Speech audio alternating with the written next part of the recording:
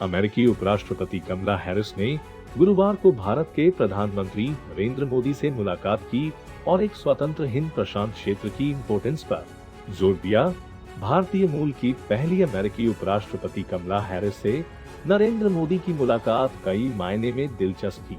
नरेंद्र मोदी पूर्व अमेरिकी राष्ट्रपति डोनाल्ड ट्रंप के न सिर्फ करीबी माने जाते हैं, बल्कि उन्होंने ट्रंप के लिए चुनाव प्रचार तक कर दिया था।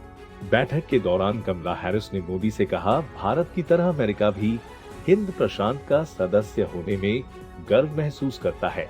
उन रिश्तों की नजाकत और अहमियत को समझता है और जानता है कि एक आजाद और खुले हिंद प्रशांत क्षेत्र की अहमियत क्या है।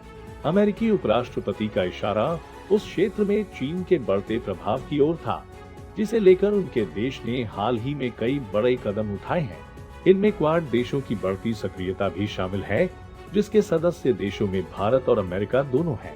कमला हैरिस और नरेंद्र मोदी की ये बैठक अमेरिका में रहने वाले उन 40 लाख से ज्यादा भारतीयों के लिए गौरव का क्षण था, जो हैरिस के भारतीय मूल पर फख्र करते हैं। नरेंद्र मोदी ने भी इस बात का जिक्र किया।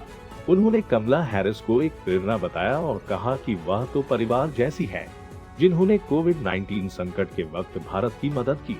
मोदी ने कहा, सबसे पुराने और सबसे बड़े लोकतंत्र के तौर पर हम कुदरती साझीदार हैं।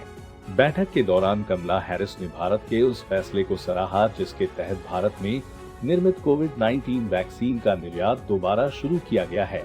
उन्होंने कहा कि दुनिया भर में लोकतंत्र की रक्षा के लिए दोनों देशों को मिलकर काम करना चाहिए।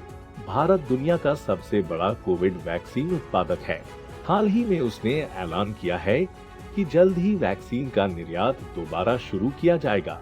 अप्रैल में यह निर्यात तब रोक दिया गया था, जब भारत में कोरोना वायरस की दूसरी लहर ने कोहराम मचाया था और लाखों लोगों की जान ले ली थी।